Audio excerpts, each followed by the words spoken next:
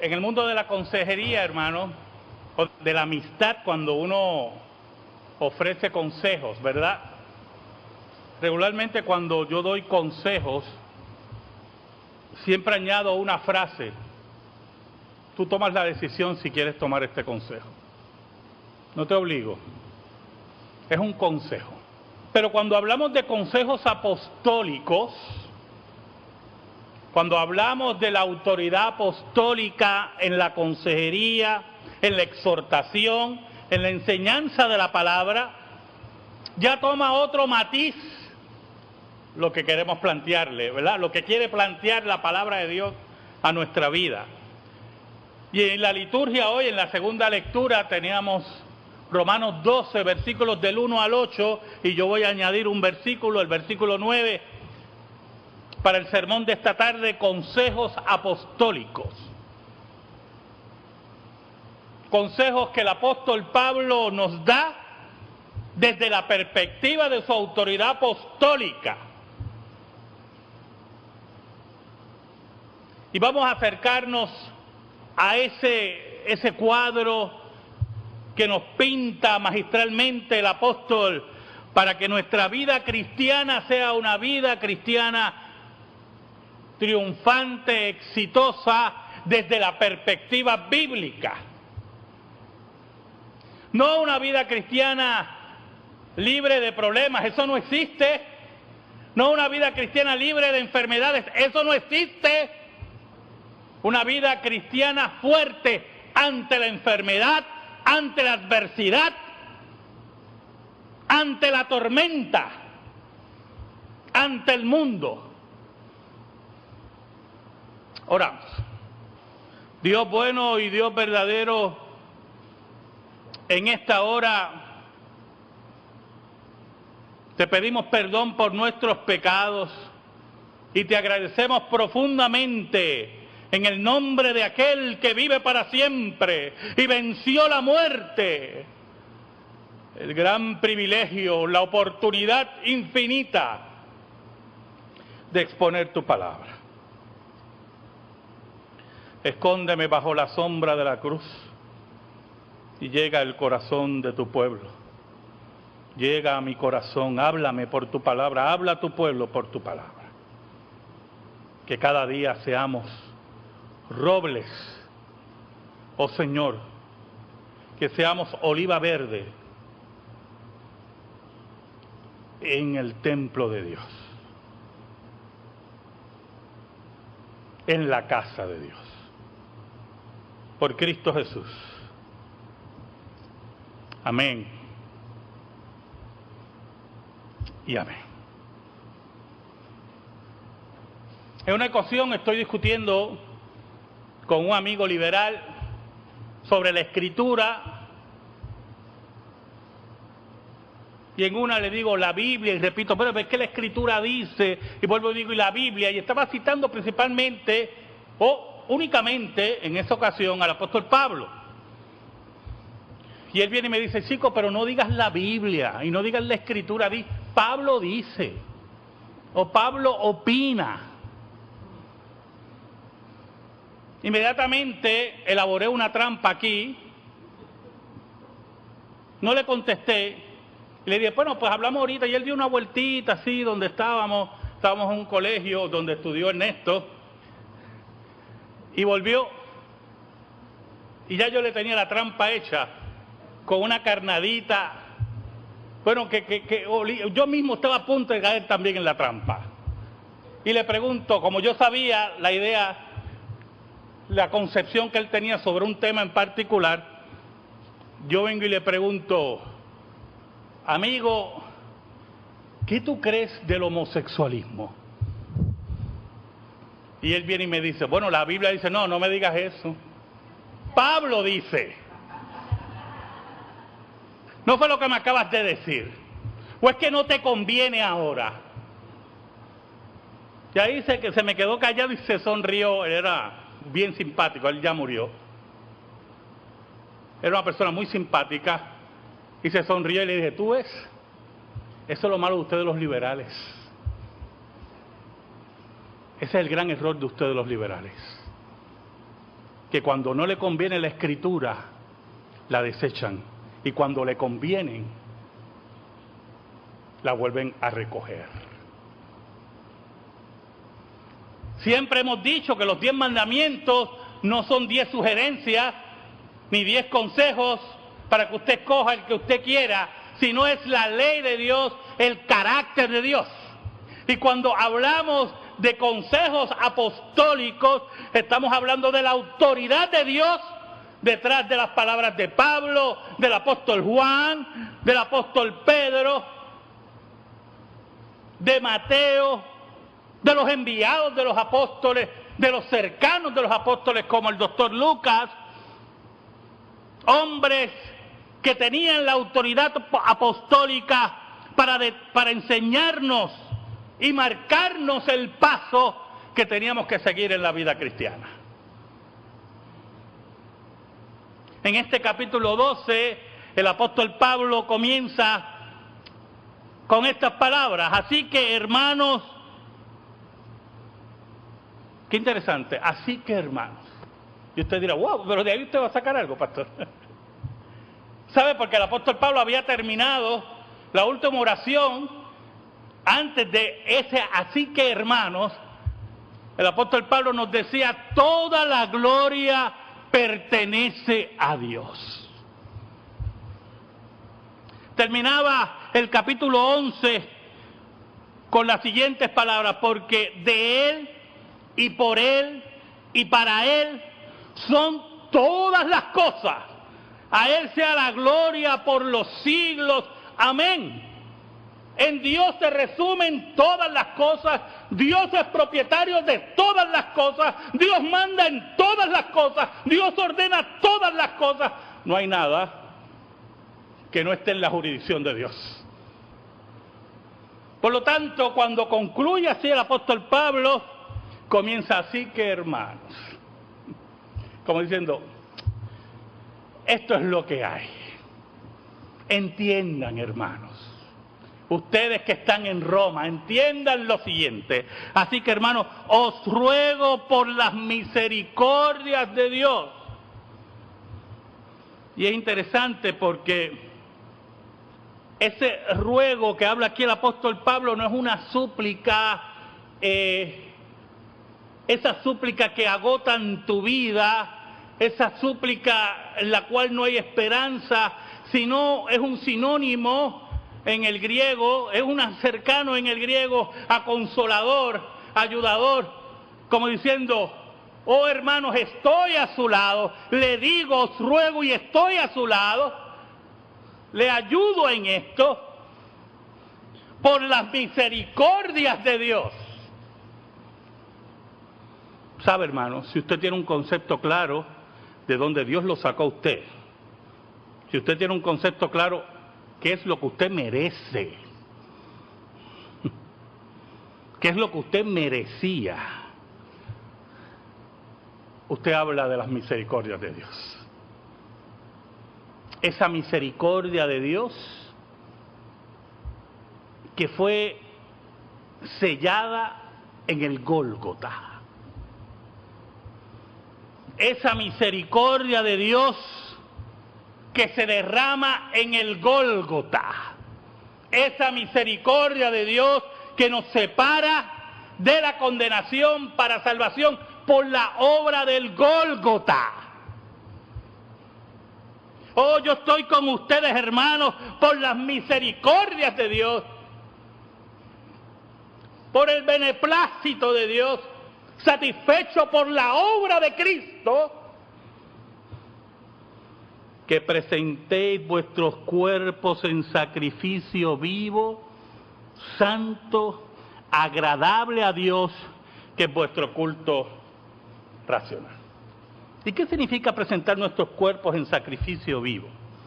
¿Sabe? El apóstol Pablo, en su referencia como judío al fin, ¿verdad?, recuerda y hace referencia al Antiguo Testamento, que era la escritura de la iglesia primitiva, hace referencia a los sacrificios de animales, y cada cual traía un corderito o traía otro tipo de animal cuando era pobre, para sacrificarlo delante de Dios.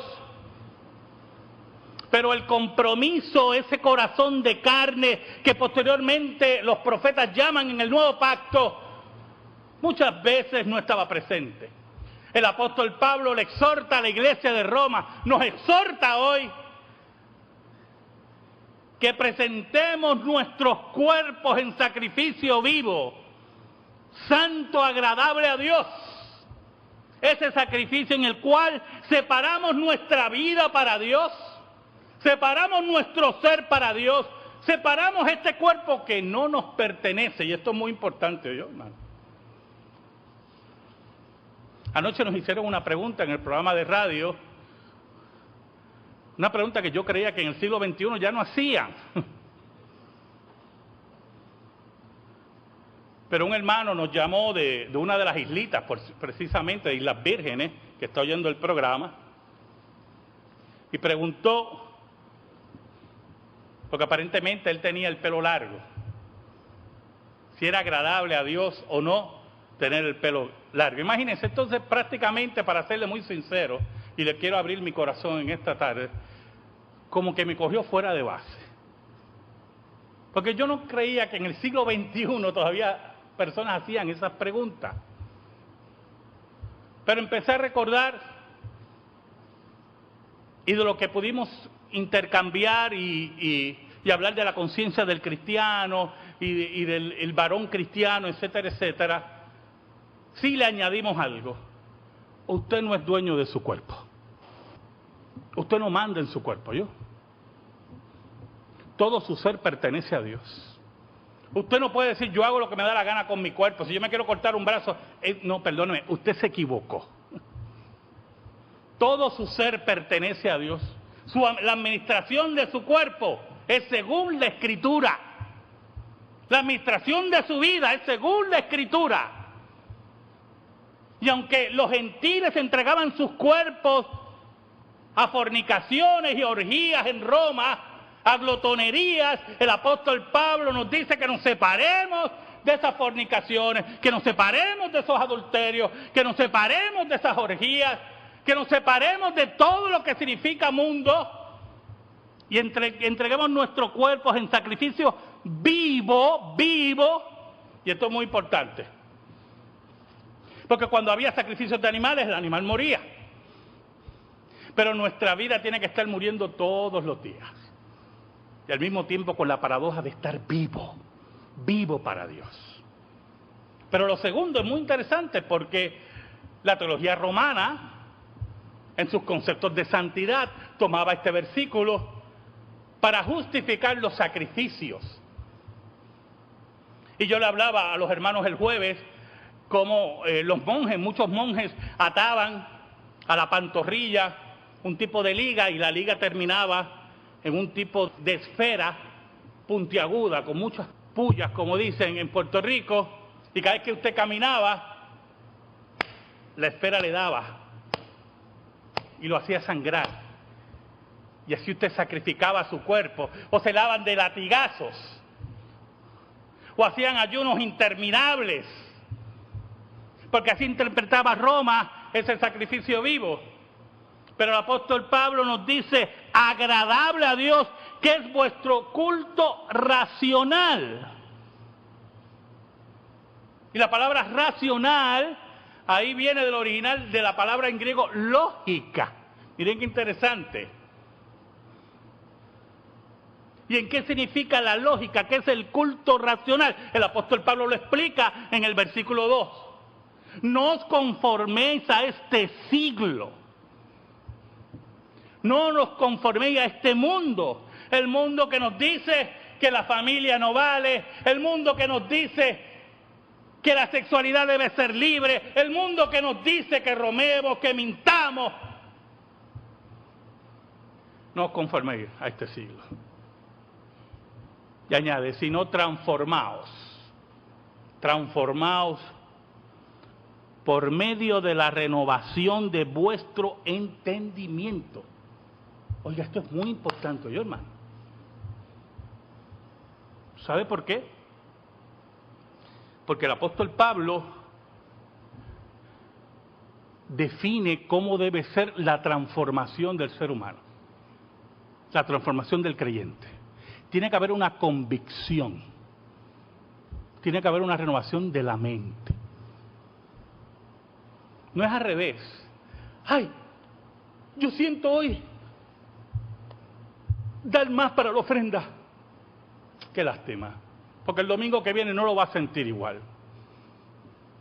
Y el domingo de arriba va a decir, caramba, que muchos días, hace 2 domingos atrás. Ay, caramba, siento hoy, quiero ir hoy a la iglesia. Hoy sí quiero ir a la iglesia.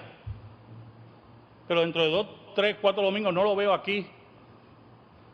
Porque no tiene el mismo sentimiento. Porque no está dentro de los parámetros bíblicos. Su entendimiento no ha sido renovado, no ha sido convencido por el Espíritu de Dios. Y se deja llevar por las emociones, se deja llevar por los sentimientos y no por la convicción renovada de que Dios, como dice el apóstol Pablo, a Dios pertenece toda la gloria y tu cuerpo y tu vida no te pertenece. Renovemos nuestro entendimiento. Por eso, una de las formas, la forma de renovar nuestro entendimiento es el estudio y la lectura de la Escritura. Es la obediencia a la Escritura. Cuando entendemos lo que dice la Escritura, si tú estás renovado por el Espíritu de Dios, tú accionas. Por eso el apóstol Pablo dice, para que comprobéis, para que probéis, para que tengan la certeza. ¿Cuál es la buena voluntad de Dios, agradable y perfecta? Mire qué interesante lo que dice el apóstol Pablo aquí. ¿Cuál es la voluntad de Dios? Número 1, agradable, que Dios se agrada, que Dios tiene complacencia. Yo no sé cuántos de ustedes han leyeron a Mafalda. Mafalda era una caricatura de Quino, el gran caricaturista argentino, aunque él lo dice, él se considera español, y él lo ha dicho en entrevistas. Nació en Argentina, pero él se considera español, pues se crió en España. Y en una ocasión, Mafalda está leyendo un libro de pensamientos y aparece un pensamiento que dice, todos somos iguales a los ojos de Dios. Y Mafalda expresa, pero estará así. Entonces, se aguanta porque va a decir una blasfemia. Y mira para arriba al cielo. Dice, ¿qué va a hacer si nos tiene una paciencia? Él no va a hacer nada si nos tiene tremenda paciencia. Oiga, qué equivocado estaba Mafalda. Dios no tiene paciencia con los impíos, ¿oye? Por eso es que cuando el apóstol Pablo nos dice la buena voluntad de Dios agradable y perfecta, ese modificador, y perfecta, es que Dios solamente se agrada con lo perfecto. Oiga, hermanos, y la perfección y la verdadera vida está escondida y está revelada en las Escrituras. Usted quiere hacer lo que dice el apóstol Pablo para que comprobéis, probéis, para que saboreen, para que le den el sello de aprobación. ¿Cuál es la buena voluntad de Dios agradable y perfecta? Esa se esconde y está revelada en la Escritura. Allí conocemos la buena voluntad de Dios, agradable y perfecta, y cómo debemos entregar nuestra vida, nuestro ser, nuestro cuerpo, en un culto racional a Dios.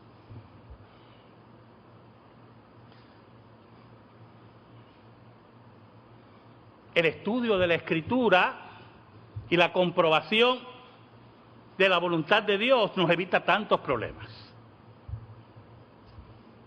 principalmente de las sectas, de las iglesias falsas, que nos dicen que para agradar a Dios tienes que hacer esto, Para agradar a Dios tienes que entregarme esto.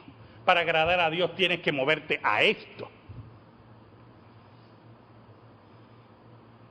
Pero cuando nosotros estamos conscientes, como dice el apóstol Pablo, en nuestro ya entendimiento renovado, cuál es la voluntad de Dios agradable y perfecta, nunca esas mentiras nos alcanzan. Tremendos consejos apostólicos.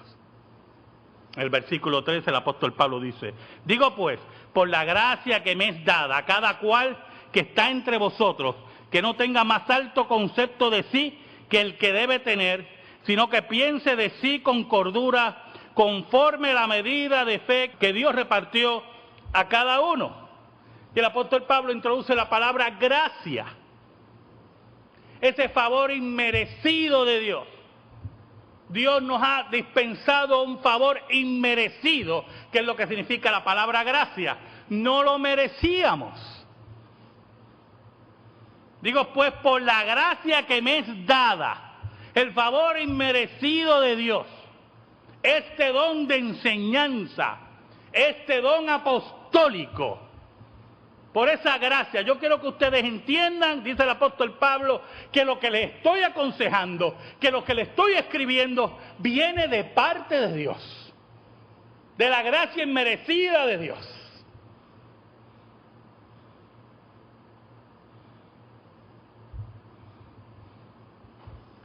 Número 1, que no tenga más alto concepto de sí que el que debe tener. Aquí no hay espacio para el orgullo. Aquí no hay espacio para las demostraciones. ¿Saben, hermano? El protagonismo se ha convertido en parte integral de las iglesias. Escuche lo siguiente. Yo quiero que usted escuche lo que le voy a decir. Desde Génesis, escuche bien, porque de ahí viene la enseñanza de que usted ve en esta iglesia. Desde Génesis, Dios estableció quién iba a ministrar, quién ministraba. Y en el Antiguo Testamento, antes de la ley, Dios había establecido a los patriarcas. Los patriarcas hacían sacrificios por sus hijos. Eran los que ministraban al clan familiar. Mientras el clan familiar crecía, el patriarca era el que seguía ministrando. Cuando el patriarca moría, pasaba al primogénito. Y era el que ministraba. Y si el primogénito era así como Esaú, Dios escogía a otro y seguía ministrando. ¿Se acuerdan de Job? ¿Qué dice la Biblia de Job? En los primeros capítulos, Job hacía sacrificios por sus hijos, por si habían pecado. Job era el que ministraba. Posteriormente, cuando se introduce la ley, Dios establece a los sacerdotes y los ancianos como aquellos que ministran en el culto público. Nunca había, no era un desorden, vamos a ver quién canta mejor, vamos a ver quién es el mejor maestro de ceremonia entre nosotros, cuál es el hombre más alegre o la mujer más alegre que pueda pararse frente a la congregación, oiga, y nos puede elevar, y nos eleva, y perdemos el sentido de la razón. No, Dios había establecido quién ministraba. Cuando se introduce el nuevo pacto con Jesucristo, Jesucristo es el que ministra y le da la autoridad a sus testigos, los apóstoles, para ministrar. Ellos a su vez pasan esa autoridad mediante la que la ordenación a sus discípulos, y ellos son los que ministran. Por eso que usted ve, y una explicación bíblica para que la tenga clara, que cuando repartimos la Santa Cena, los ancianos vienen donde mí y yo se la reparto a los ancianos. ¿Y usted se cree que eso es por un protocolo, hermano? Porque se ve mejor, se ve más bonito. Usted no conoce la iglesia presbiteriana si usted cree que es por eso. porque el que ministra es el que administraba la Santa Cena a los otros que ministran.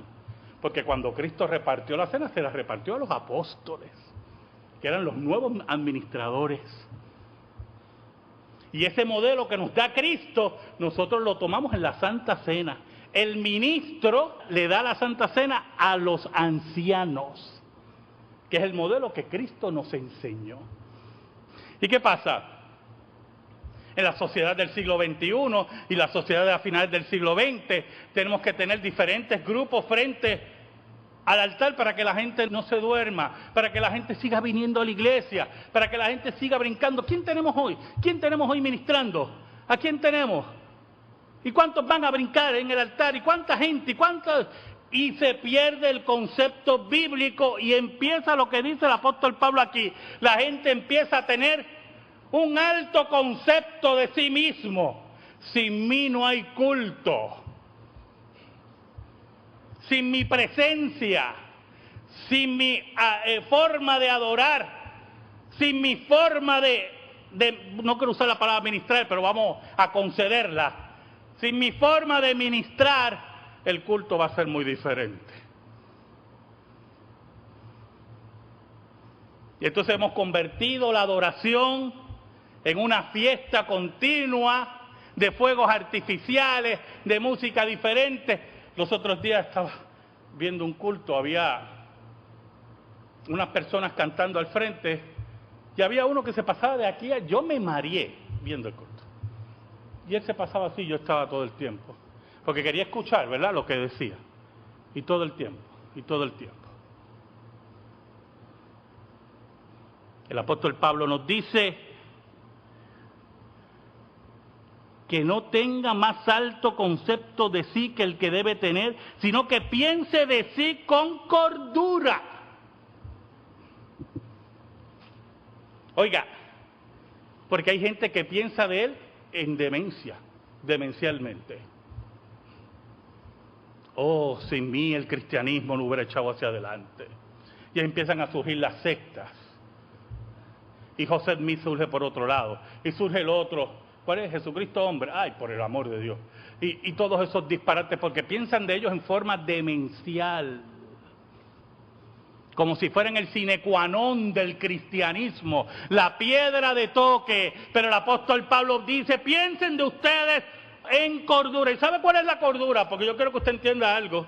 Que usted está allí y yo estoy aquí por la gracia de Dios. Que somos menos que nada, dice Isaías. Que somos polvo en la balanza,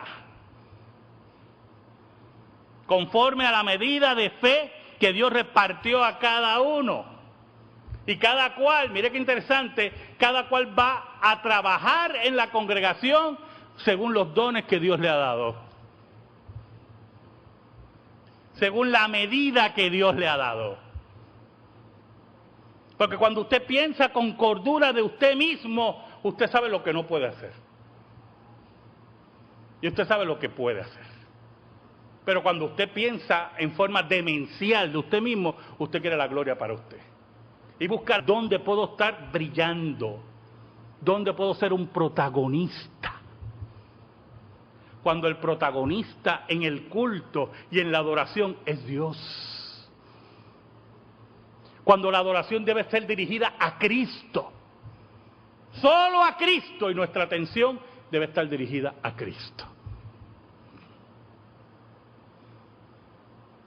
Entonces el apóstol Pablo, para explicar a los romanos de una forma magistral, hermosa, toma el ejemplo del cuerpo, que fue el ejemplo que tomó en Corintios, ¿verdad? Y en el versículo 4 nos dice, porque de la manera que en un cuerpo tenemos muchos miembros, pero no todos los miembros tienen la misma función. Qué terrible eso sería, está diciendo el apóstol Pablo. Imagínense en una iglesia todo el mundo fuera músico y nadie pudiera enseñar la palabra. Imagínense en una iglesia que todo el mundo quiere enseñar la palabra y no hay música para adorar. Imagínense en una iglesia que todo el mundo hace misericordia. En una iglesia que todo el mundo quiere exhortar. No funciona bien. El cuerpo no funciona bien, dice el apóstol Pablo. Así nosotros, versículo 5, así nosotros, siendo muchos, somos un cuerpo en Cristo y todos miembros los unos de los otros. Y esto es muy importante, ¿yo, hermano? Ningún cristiano, bueno, ningún cristiano verdadero se puede expresar diciendo, a mí no me hace falta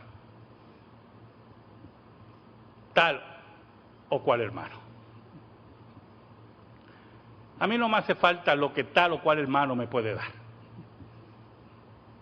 Porque entonces usted no pertenece al cuerpo.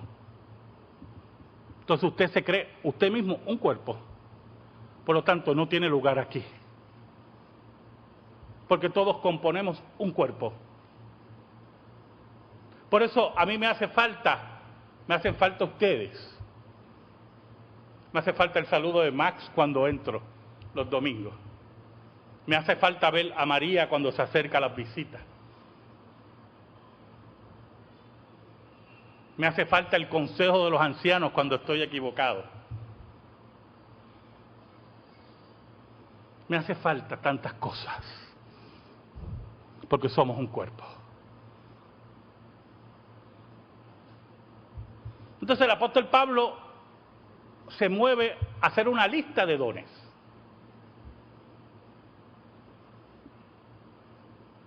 El apóstol Pablo hace 3 listas de dones en el Nuevo Testamento. Esta lista es lo que se conocen como los dones ordinarios. Los dones que están vigentes en la iglesia de Cristo hasta el día de hoy. Dice, de manera que teniendo diferentes dones. ¿Sabe lo que es un don, hermano? ¿Sabe lo que es un don? Un regalo. Regalo. Un regalo. No se crea. Siempre usamos la imagen de Superman, ¿verdad? No se crea Superman. No se crea linterna verde, ¿oye? No se crea especial porque tiene un don. Eso es un regalo de Dios. Para ministrar al cuerpo de Cristo, para la gloria de Cristo, para el fortalecimiento del cuerpo de Cristo.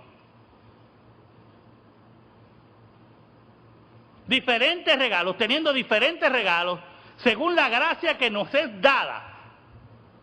¿Según qué? El favor inmerecido de Dios. Usted no se merecía ese regalo. No se merecía el regalo, ¿yo?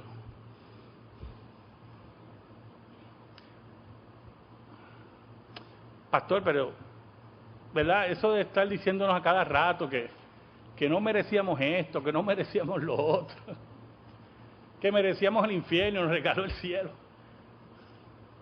Oiga, ese es el mensaje del Nuevo Testamento, ¿yo? El que no encaja con esto, está ¿qué? Según la medida del mundo.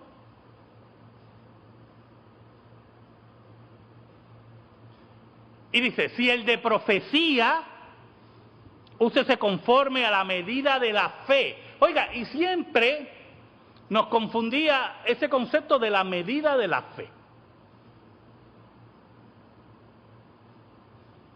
Según la fe que fue dada a los santos, hermanos, significa eso. La enseñanza que usted ha recibido. La profecía en el siglo I tenía 2 vertientes. Tenía la vertiente extraordinaria y la vertiente ordinaria.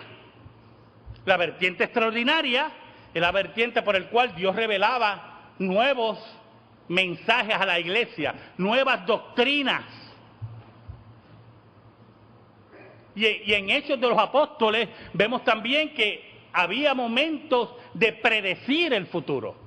Esa era la vertiente extraordinaria, la vertiente fundacional.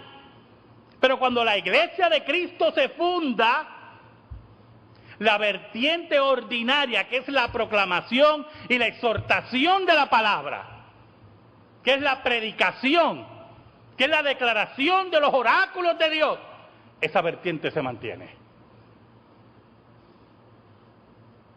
Pero esa vertiente, esa proclamación, esa profecía, ese don de profecía se tiene que dar según la medida de la fe, según los estándares de la enseñanza, según los estándares de la fe apostólica. No según como usted le dé la gana. No es que, mira, yo creo que aquí el apóstol Pablo como que se le pasó la mano. Eso fue otro amigo. Yo tengo así amigos raros. Yo le había dicho a ver un jueves a ustedes, ¿verdad? De un amigo que creo que ya también murió. Yo no sé, están muriendo los amigos. Oiga, y tuvimos una discusión de lo que decía el apóstol Pablo sobre la posición de la mujer. Y otro hermano le pregunta, pero ¿qué tú crees? Pero vamos a hablar claro, ¿qué tú crees que dijo el apóstol Pablo ahí?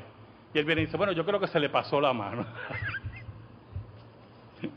Y nosotros nos tuvimos que reír, porque imagínese, si usted abre esa puerta, viene otro y le dice, bueno, se le pasó la mano aquí, viene otro, se le pasó la mano acá.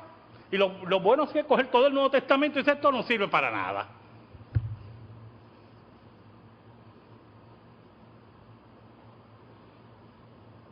Úsese conforme a la medida de la fe. Si de servicio en servir. Oh, hermanos, qué importante ese don en la iglesia. De servir a los hermanos. De servir al cuerpo de Cristo. De extender la mano en el momento difícil. El que enseña en la enseñanza, usted sabe, es que yo he tenido tantas experiencias. Yo me acuerdo de una iglesia de otro amigo mío. Ese está vivo. De otro amigo mío que él decía, mira, yo conozco una iglesia que reparte dones. Y yo, ¿cómo que reparte dones? Sí, ellos dicen que tienen como un cofre de dones, vamos a ponerlo así, un depósito de dones, un depósito de dones. Y una vez llamaron a un hermano que no iba mucho a la iglesia. Le dijeron, mira, tenemos aquí un don de enseñanza, si lo quieres coger, no es broma, hermano, no es broma. Y yo dije, ¿cómo es? Sí. Y el hermano dijo, pues está bien, voy a coger, y cogió, hacia el don de enseñanza. Todo es ¿verdad? En el aire, porque usted no ve el don volando por ahí y usted lo coge, ¿verdad? Y le entregaron un don de enseñanza, fue un fracaso total, porque la Biblia dice que el que reparte los dones es el Espíritu de Dios.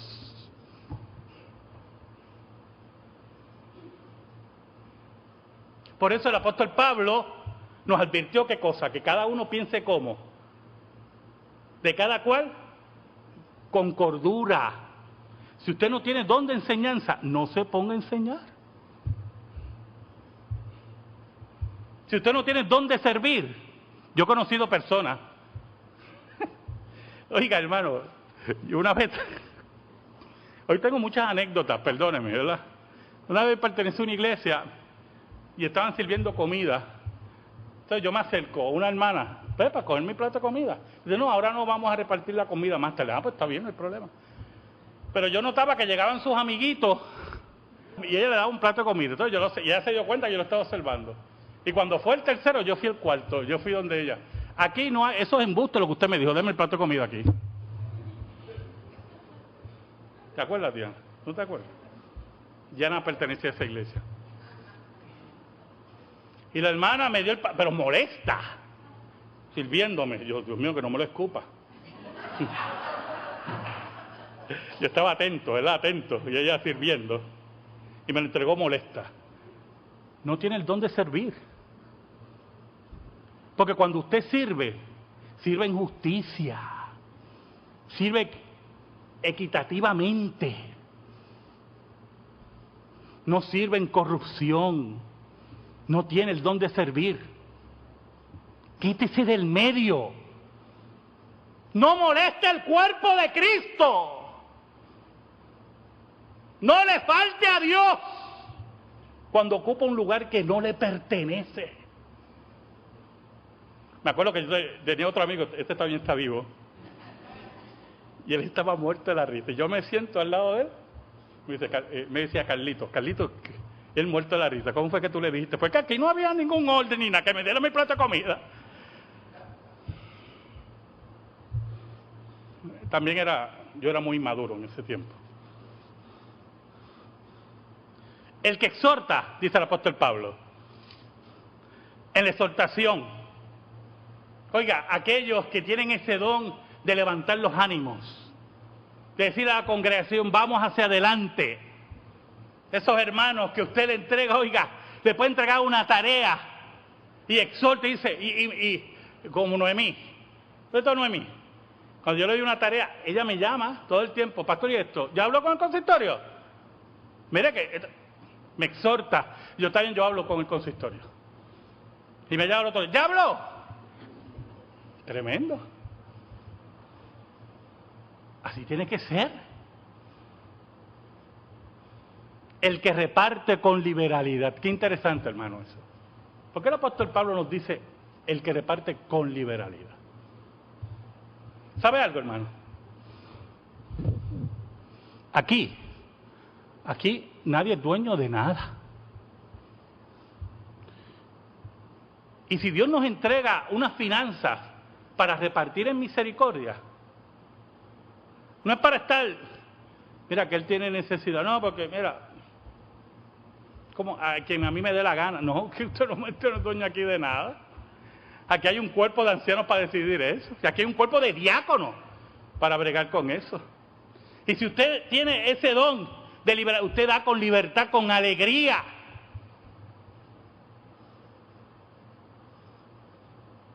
El apóstol Pablo añade, el que preside con solicitud. Oiga, qué tremendo eso. Alguien que está al frente y usted no puede llegar a él, y usted no le puede decir nada, porque sale con algo. Y una persona que es inaccesible, pues entonces no puede presidir. No puede presidir. Porque la presidencia significa, el liderato en los ministerios de la iglesia significa que usted va a llevar hacia adelante eso y va a identificar sus limitaciones. Porque usted no está completo, usted pertenece a un cuerpo. Usted pertenece a un cuerpo.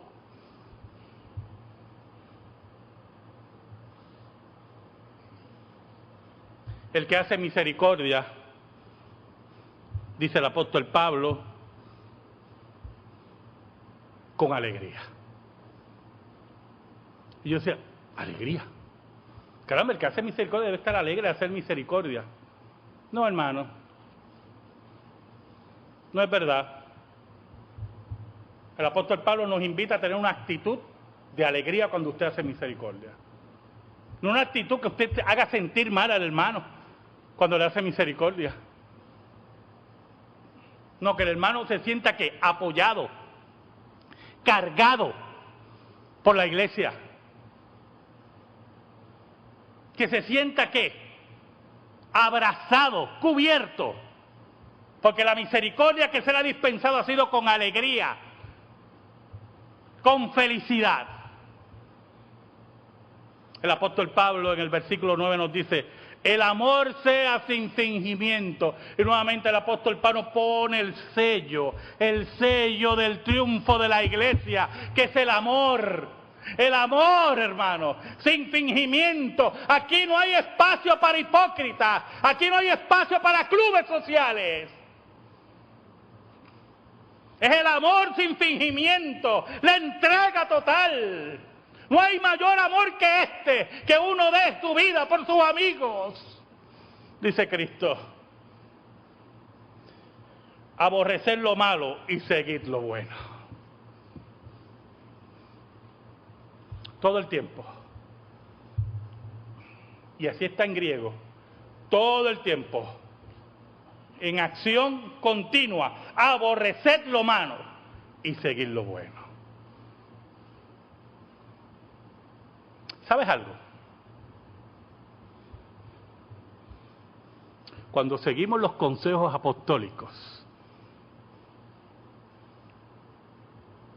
la vida posiblemente algunas veces se nos torne más difícil, en algunos renglones. Yo no te voy a negar eso porque te mentiría.